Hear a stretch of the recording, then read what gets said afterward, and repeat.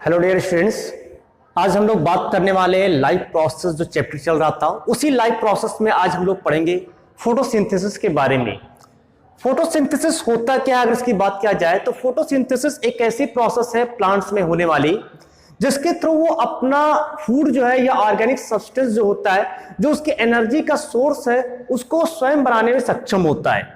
तो यहां पर हम उसी चीज की बात करने वाले कि फोटोसिंथेसिस प्रोसेस में क्या क्या होता है, ये प्रोसेस कहां पर होता है और इस प्रोसेस में कैसे जो है उस कार्बोहाइड्रेट का फॉर्मेशन होगा। तो यहां पर हम लोग उसी टॉपिक पर बात करने वाले हैं। पहले तो उसकी डिफिनेशन को देख लेते हैं। यहां पर डिफिनेशन कहता है कि photosynthesis is the process by which green plants synthesize organic substances from carbon dioxide and water using energy absorbed from sunlight by chlorophyll.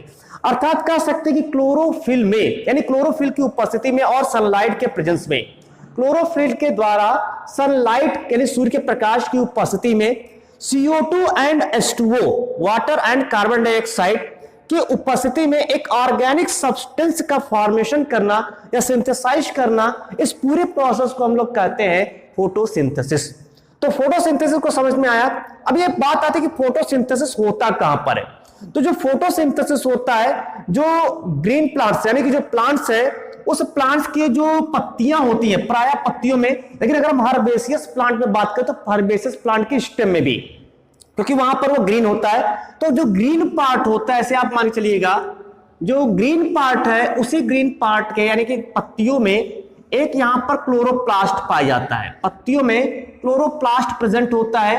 ये क्लोरोप्लास्ट जो होता है ये बाइमेम्ब्रेनस होता है, अर्थात दोहरी झिल्ली की बनी हुई संरचना यहां पर पाई जाती है। दोहरी झिल्ली की संरचनाएं होती हैं और इस दोहरी झिल्ली की संरचना यहीं पर जो है आपस में कहीं कहीं पर स्ट्रोमा लैमेली जो है जुड़ी हुई होती है। स्ट्रोमा लैमेली, इसको हम स्ट्रोमा लैमेली कहते हैं। जो मैं फिगर बना रहा हूं, ये स्ट्रोमा लैमेली इसमें कहीं कहीं जुड़ी होती है। ये इस तरह से स्ट्रोमा लैमेली हो गया और इसी स्ट्रोमा लैमेली पर जो है एक सिक्के के ढेर की आकृति की संरचनाएं पाई जाती है। सिक्के के ढेर की आकृति की संरचनाएं पाती है। इसको जो कहते हैं, एक को कहते हैं थाइलेक्वाइड कहते हैं, और जबकि पूरे समूह को हम लोग यहाँ पर ग्रेनम के नाम से जानते हैं। तो ये यहाँ पर क्लोरोप्लास्ट हो गया। इस क्लोरोप्लास्ट में ये यहाँ पर प्रेजेंट है। यहाँ पर इसका स्वयं का DNA भी प्रेजेंट होता है और 70 राइबोसोम भी इसमें प्रेजेंट होता है। और ये जो पदार्थ आप देख रहे हैं यहाँ पर, आपको इसमें मेन दो पार्ट्स को यहाँ पर डिटरमाइन करना है। पहला यहाँ पर है, ये इसको थाइलेक्वाइड कहेंगे, थाइलेक्वाइड, और इसके ग्रुप को यानी समूह को कहेंगे ग्रेनम। यानी कि एक group of thylakoid is known as granum. एक group of thylakoid is known as granum. और ये जो पूरा पार्ट आप देख रहे हैं यहाँ पर, एक मैट्रिक्स का जो पार्ट है, इस मैट्रिक्स वाले पार्ट्स को कहेंगे स्ट्रोमा। तो यहां पर दो बहुत ही इंपॉर्टेंट पार्ट है। The first is granum and second is stroma. The most important parts are chloroplast. Granum a stalk of thylakoid is known as granum and stroma is a matrix of chloroplast is known as stroma। तो ये यहाँ पर parts आपने देखा। अब यहाँ पर जो फोटोसिंथेसिस की प्रोसेस होती है, फोटोसिंथेसिस की प्रोसेस को हम, इस पूरे प्रोसेस को अगर हम एक केमिकल रिएक्शन से दर्शाएं, क्योंकि ये जो पूरी प्रोसेस हो रही है ये एक बायोकेमिकल रिएक्शन होती है। जो फोटोसिंथेसिस की प्रोसेस है उसको हम बायोकेमिकल रिएक्शन कहते हैं। और इस बायोकेमिकल रिएक्शन में जो CO2 होता है, जो हमें एयर से प्राप्त हो रहा है यानी एटमॉस्फेयर से प्राप्त हो रहा है, और जो H2O है जो हमें सॉइल से प्राप्त हो रहा है, ये यहाँ पर in the presence of light with the help of chlorophyll. अब ये क्लोरोफिल है कहां पर, अगर इसकी बात किया जाए क्लोरोफिल है कहां पर, तो क्लोरोफिल जो इस थाइलेक्वाइड होता है, उस थाइलेक्वाइड के अंदर जो है, वहां की जो अंदर की ल्यूमेन है, उस ल्यूमेंस में जो है वहां क्वांटासोम प्रेजेंट होता है ल्यूमेंस में। और प्रत्येक क्वांटासोम में लगभग 230 अणु क्लोरोफिल के पाए जाते हैं।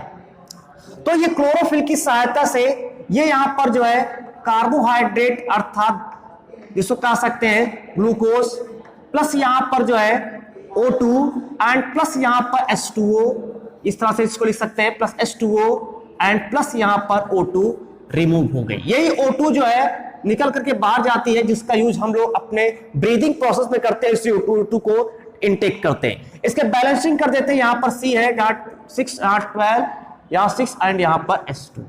तो ये पूरी प्रोसेस जो है वो एज ए बायोकेमिकल रिएक्शंस होता है, जो फोटोसिंथेसिस की प्रोसेस होती है। इस पूरी प्रोसेस में यहां पर आपको देख रहे हैं कि CO2 और H2O जो है, इस CO2 और H2O का लाइट के प्रेजेंस में विद क्लोरोफिल के अंदर यहां पर इस पूरे प्रोसेस का जो है कह सकते हैं ऑक्सीडेशन एंड रिडक्शन दोनों प्रोसेस होगा, और उसके फलस्वरूप यहां पर जो है कार्बोहाइड्रेट का फॉर्मेशन होगा और कुछ क्वांटिटी में H2O बनेगा और उसके बाद वहां पर ऑक्सीजन निकलता है।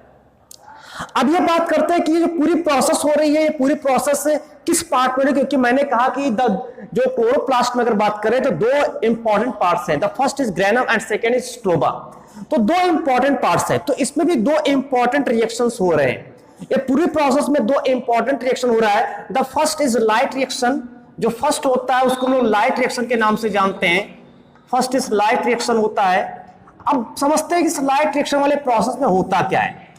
एक्चुअल में पहले जो इसकी देखते थे, किसी किसी बुक में मिलता था कि यहां पर 6H2O का यूज करते थे, लेकिन अब यहां पर 12H2O का यूज करते हैं। उसका रीजन यहां पर है क्योंकि पहले विचारधाराएं मानती थी कि जो O2 का इवोल्यूशन हो रहा है, जो O2 निकल रहा है, O2 इवॉल्व हो रहा है, ये O2 जो है CO2 से निकलता है, पहले माना जाता था। बट जब रॉबर्ट हिल एंड स्कैरिसब्रिक ने अपना एक्सपेरिमेंट किया, किसने? Robert Hill and Scarisbrick. Robert Hill and Scarisbrick ने, दो साइंटिस्ट थे,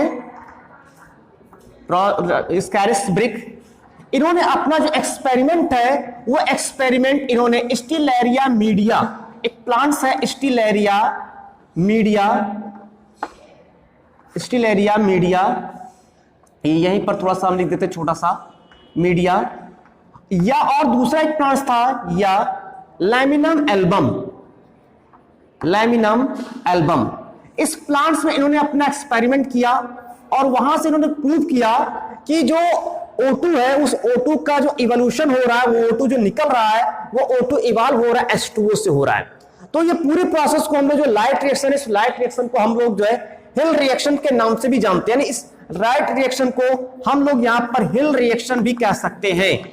साइंटिस्ट के नाम पर इसको हिल रिएक्शन के नाम से जाना जाता है, या इसको हम लोग जो है लाइट, चूंकि लाइट के प्रेजेंस में हो रहा है, लाइट डिपेंडेंट रिएक्शन के नाम से भी इसको जो है जानते हैं। तो इसको आप light dependent reaction, light reaction और हिल रिएक्शन के नाम से भी इसको जो लोग समझेंगे।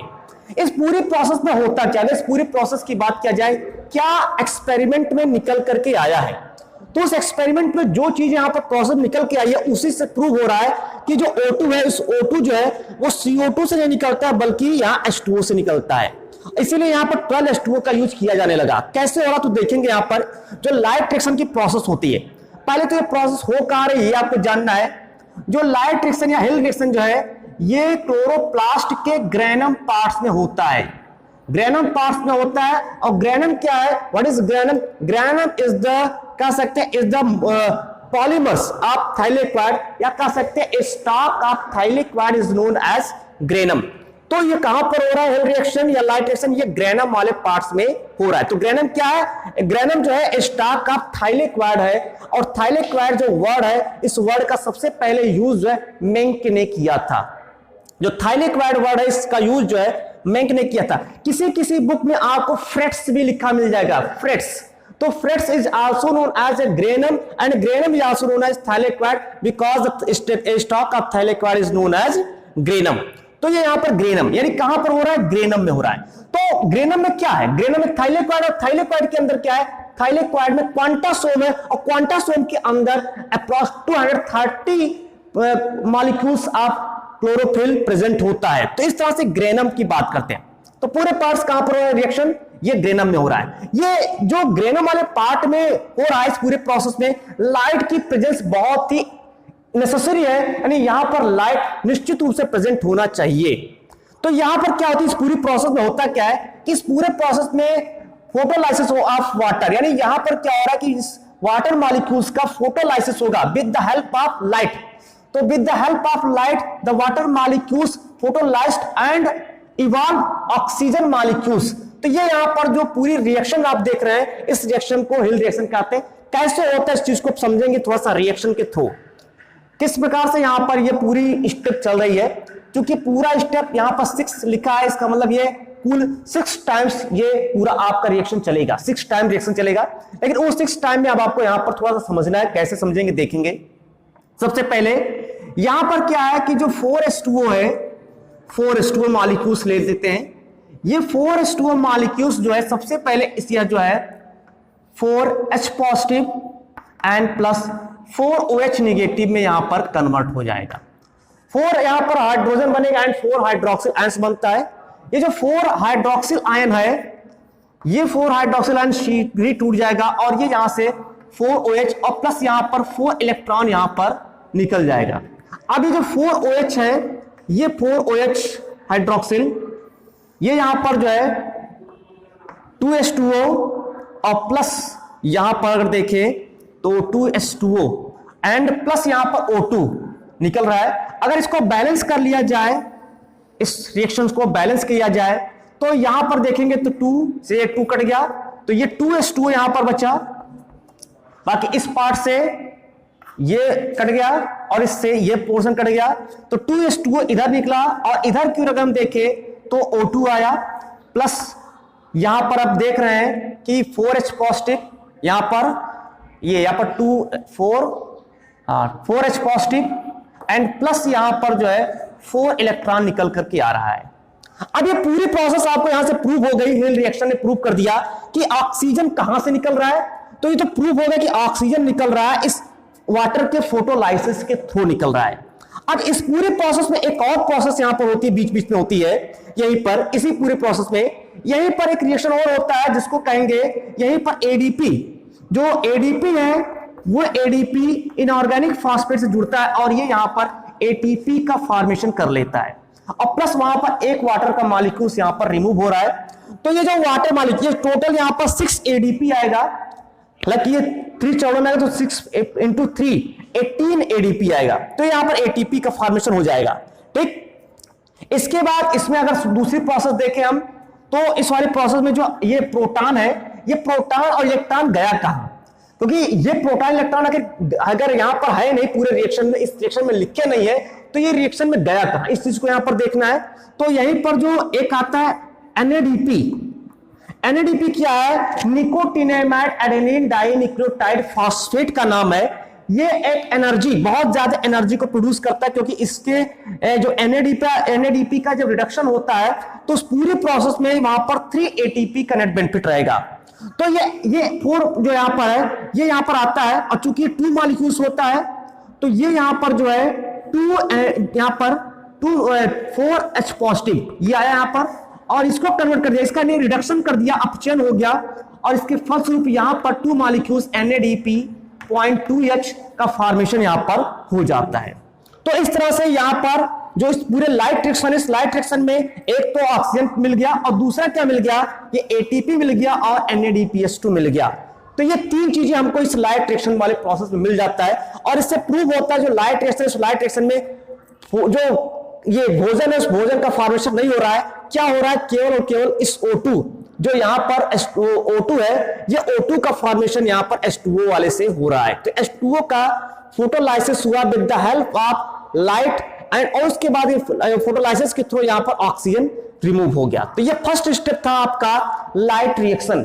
और आपको याद रखना लाइट रिएक्शन में उनको क्या क्या मिल गया, मैं बार बार बोल रहा हूं, आप इसको याद रखिएगा। ये O2 मिल गया, ATP मिल गया एंड NADPH2 मिल गया। ये यहां पर nicotinamide adenine dinucleotide phosphate hydrogen यहां पर मिल गया with the help of dehydrogenase enzyme, क्योंकि यहां पर जहां पर भी NADP या NAD आता है वहां पर जो एंजाइम आते हैं उस एंजाइम का नाम डिहाइड्रोजिनेज होता है और जहां पर ADP ATP आता है वहां पर एंजाइम काइनेज एंजाइम का यूज यहां पर किया जाता है। तो ये पूरी प्रोसेस यहां पर कंप्लीट हुई। अब स्टार्ट करते हैं सेकंड वाला डार्क रिएक्शन। तो आप इसको ध्यान से एक बार देख लीजिए, या तो इसका स्क्रीनशॉट ले लीजिए, क्योंकि अभी आगे जो प्रोसेस पढ़ाएंगे वहां पर इन सब चीजों का फिर से हमें यूज करना है। तो ये लाइट रिएक्शन बन करके इतनी चीजें आगे निकल गई और अब ये चलेगा इलेक्ट्रॉन ट्रांसपोर्ट सिस्टम के थ्रू, ये भी प्राप्त हो गया। इलेक्ट्रॉन ट्रांसपोर्ट सिस्टम के थ्रू ये ATP एंड NADPH2 भी प्राप्त हो गया। और अब हम लोग चलते हैं डार्क रिएक्शन की तरफ। तो स्टार्ट करते हैं अगला वाला डार्क रिएक्शन, अगले प्रोसेस। मींस फर्स्ट प्रोसेस यहां कंप्लीट हो गया। फर्स्ट प्रोसेस में आपने क्या सीखा कि इस वाटर मॉलिक्यूल्स का फोटोलाइसिस हुआ और इससे जो है O2 निकला। ये हम लोग ने लाइट रिएक्शन इसको पढ़ लिया। ये क्या पढ़ लिया? लाइट रिएक्शन इसको हमने पढ़ लिया। अब पढ़ना है डार्क रिएक्शन को। अब दूसरा पढ़ना है, सेकंड है डार्क रिएक्शन। देखिए जो डार्क रिएक्शन है, जैसे लाइट रिएक्शन को हिल रिएक्शन के नाम से जानते हैं, क्योंकि वहां पर जो है जो इसके साइंटिस्ट थे रॉबर्ट हिल एंड स्कैरिसब्रिक ने उसका जो स्टडी किया था। यहां पर जो डार्क रिएक्शन इसका स्टडी ब्लैकमैन ने किया था, ब्लैकमैन नामक साइंटिस्ट ने किया था, इसीलिए इसको हम लोग ब्लैकमैन रिएक्शन के नाम से भी जानते हैं।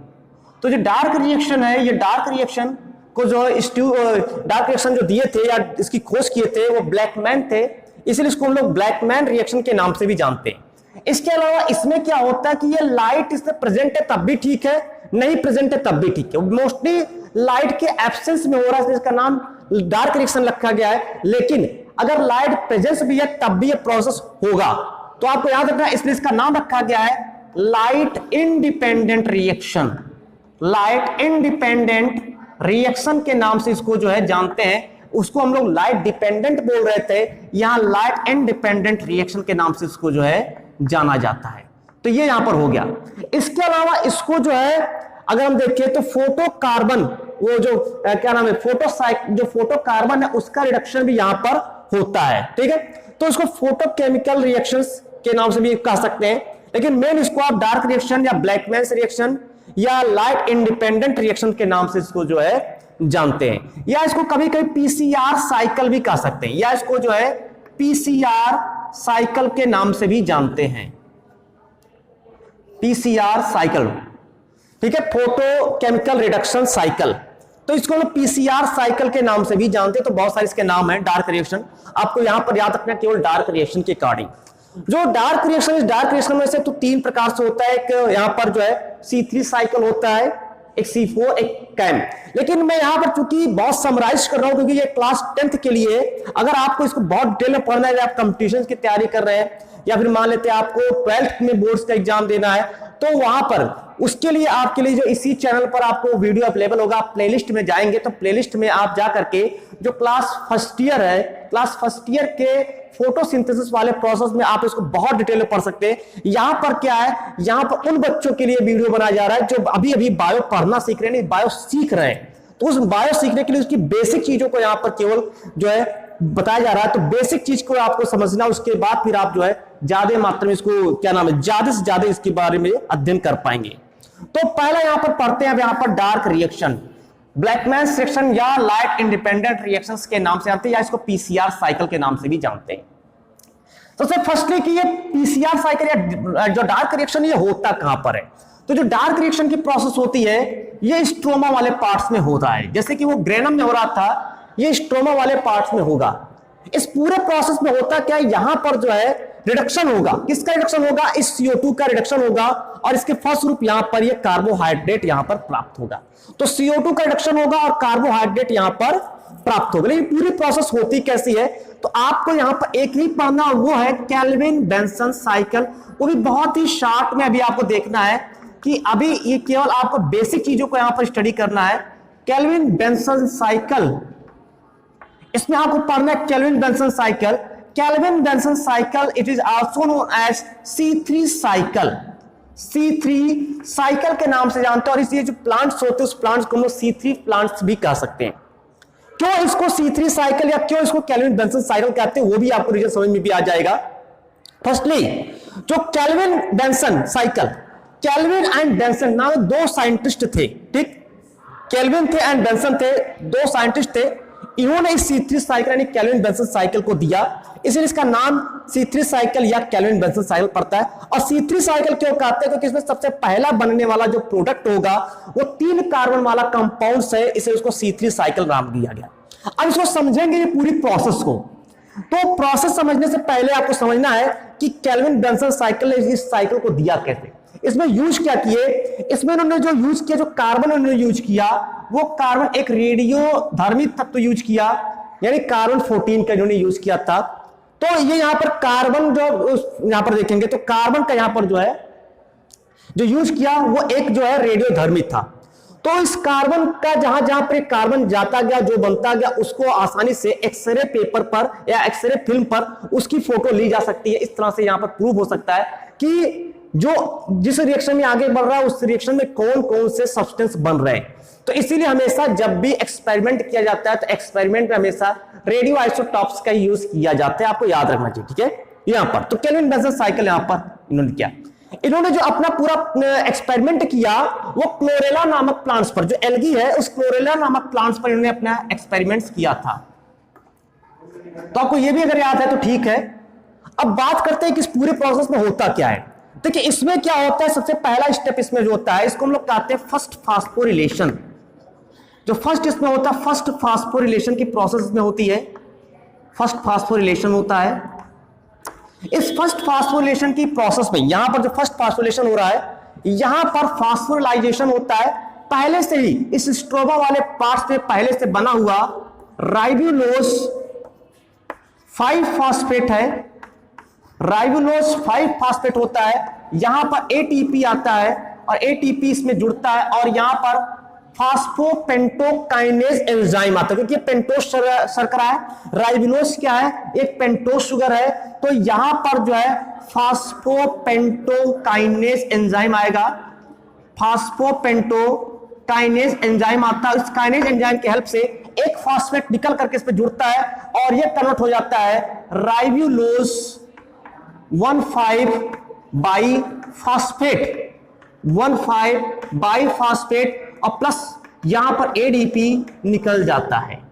एक्चुअल में पूरी जो प्रोसेस आप देख रहे हैं ये 6 मॉलिक्यूल्स होता है, ये 6 साइकिल्स में हो रहा है। तो ये भी 6 होगा और ये भी 6 मॉलिक्यूल्स यहां पर प्राप्त होगा और ये भी यहां पर 6 निकल गया।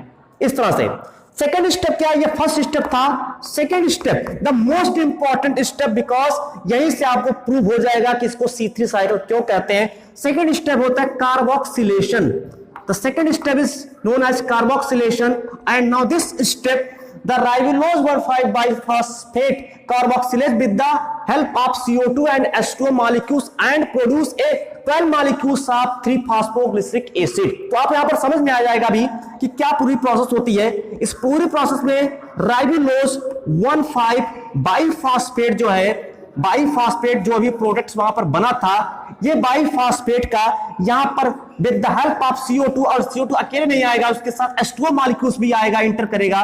और इसके यहां पर एक एंजाइम है जिसका नाम है रूबिस्को, रूबिस्को एंजाइम आएगा, राइबोलोज बाइफॉस्फेट कार्बोक्सिलेज ऑक्सीजिनेज, इसका पूरा नाम है इस एंजाइम का, राइबोलोज बाइफॉस्फेट कार्बोक्सिलेज ऑक्सीजिनेज। एंजाइम के हेल्प से ये जो राइबोलोज 1,5 बाइफॉस्फेट के 6 मॉलिक्यूल्स है, they are convert in the 12 molecules of 3-phosphoglyceric acid.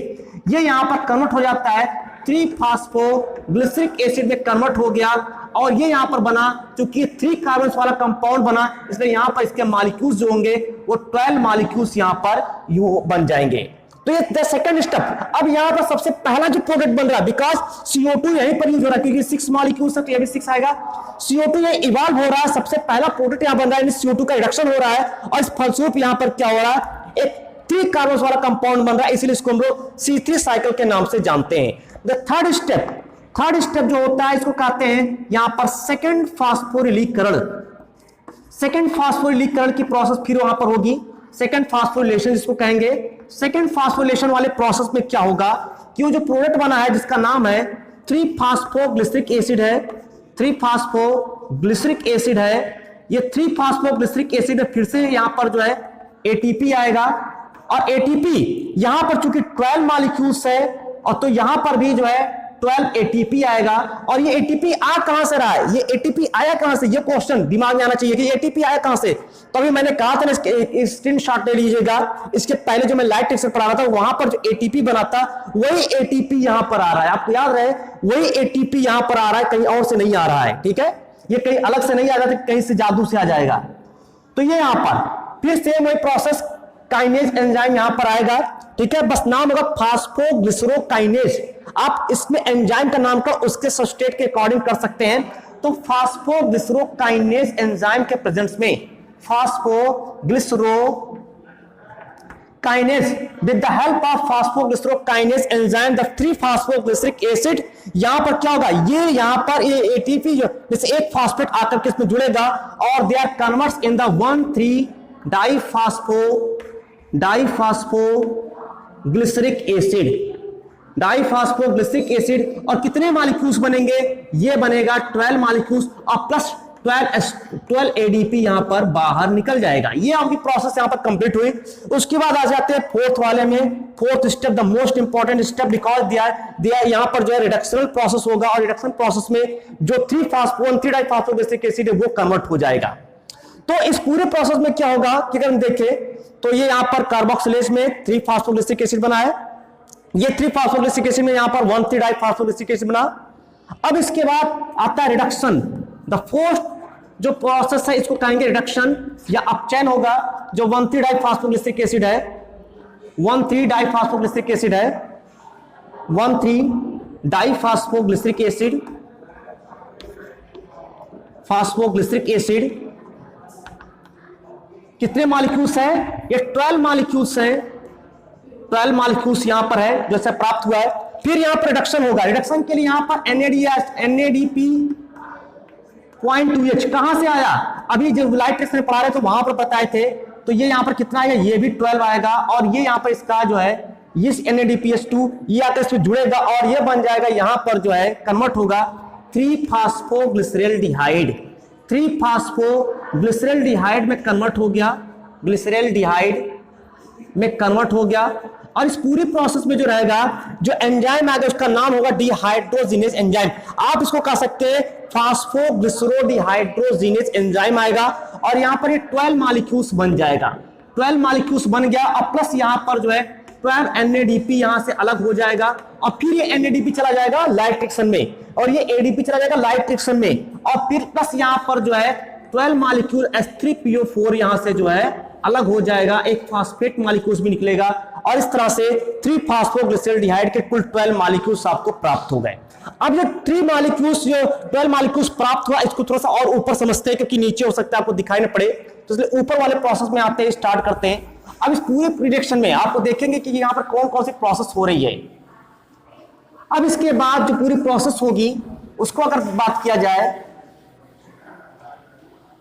तो यहां पर आपको देखने को मिलेगा कि जो 12 मॉलिक्यूल्स ऑफ 3-फॉस्फोग्लिसरैल्डिहाइड का फॉर्मेशन हुआ उसमें से जो 3-फॉस्फोग्लिसरैल्डिहाइड है, 3-फॉस्फोग्लिसरैल्डिहाइड है, ग्लिसरैल्डिहाइड ये यहां पर जो है इसके केवल 2 मॉलिक्यूल्स, कितने हैं, 2 मॉलिक्यूल्स आएंगे।